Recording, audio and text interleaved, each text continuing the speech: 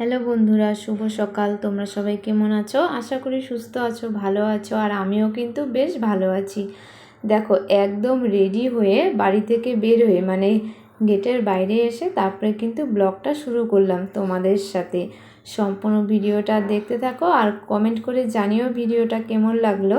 আর সম্পূর্ণ ভিডিওটা দেখলেই বুঝতে পারবে যে আমি কোথায় যাচ্ছি। আর দেখো, বর একটি ভাড়া মেরে বাড়িতে চলে আসছিল, তো ও আমাকে একটু এগিয়ে দিয়ে আসছে। ওর গাড়িতে করেই যাচ্ছিলাম। আর যাওয়ার পথে, আজ তো মঙ্গলবার, দোকানপাট সব বন্ধ থাকে আমাদের এদিকে। তো দেখি একটা দোকানই খোলা আছে, তো এখান থেকে জামা নিয়ে নিলাম। আর তোমরা হয়তো বুঝতেই পারছো যে কোথায় যাচ্ছি আর কিসের জন্য জামাটা নিচ্ছি। একটা নতুন অতিথিকে দেখতে যাচ্ছি।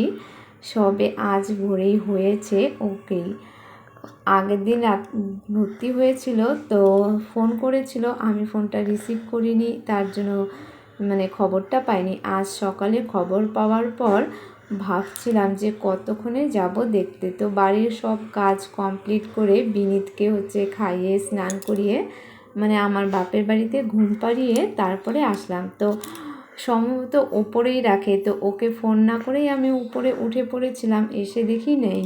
তারপরে আবার ওকে ফোন করলাম, ও বলল না, আমি নিচতলাতেই আছি, ওপরে বেড পাইনি তাই। তো নিচে শেষমাস এসে এতক্ষণ যে অপেক্ষা করছিলাম কতক্ষণে দেখব, লাস্ট দেখতে পেলাম। আর জানো তো, যতক্ষণ ছিলাম না এখানে, ও কিন্তু এক ফোঁটাও না চোখ খুলে তাকায়নি। ওকে এত ডাকছিলাম, আদর করলাম, একটু সুড়সুড়িও দিলাম, কিন্তু একবারও ওঠেনি। ও ঘুমিয়েছিল তো ঘুমিয়েছিল। আর তার পরের দিন যখন ওর মার সাথে আবার একটু ফোনে কথা বলছিলাম, তখন বলছিল আজকে ঘুমায়নি, জাগনাই আছে। আর এই দেখো, ও কিন্তু মাসি হয়, মাসির মেয়ে হয়েছে একটা ছোট্ট। আমার তো খুব ভালো লাগছিল। আর দেখো, মেয়েটা কিন্তু একদম ছোট্ট হয়েছিল। দেখো কি সুন্দর লাগছে না? ওকে এত চেষ্টা করলাম যে একটু তাকা, তাহলে একটা ভালো করে ফটো তুলবো, তো ও কিন্তু একদমই তাকাচ্ছিল না, ঘুমিয়েই ছিল। আর ছোট বাচ্চা তো হয়তো এর জন্য এইভাবেই ঘুমোয়। তো অনেকক্ষণ বসেছিলাম, গল্প করলাম, ওকে নিয়েছিলাম। ওর মাও অনেক চেষ্টা করলো ওঠানোর জন্য, কিন্তু উঠলো না। দেখো কীরকমভাবে ঘুমাচ্ছে। আর মাসির মা দিদাও আসছে। তো এখন দিদা থাকবে ওর সাথে, আমি বাড়ি চলে যাব, কারণ অনেকটা সময় হয়ে গিয়েছিল আসছি।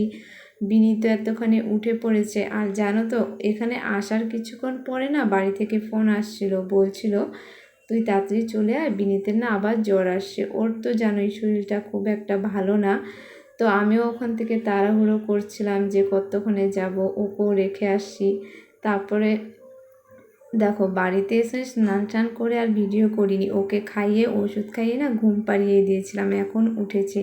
আর এখন কিন্তু বেশ একটু সুস্থ, জ্বরটা কমেছে, ওষুধ খাইয়ে দিয়েছি। আর এখন রাতও হয়ে গেছে।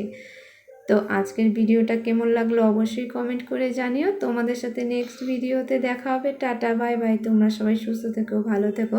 আর বিনীতকে দেখো, বলছিলাম টাটা দিতে, ও অন্য সব দিন দেয়, কিন্তু আজকে শরীর ভালো না থাকে।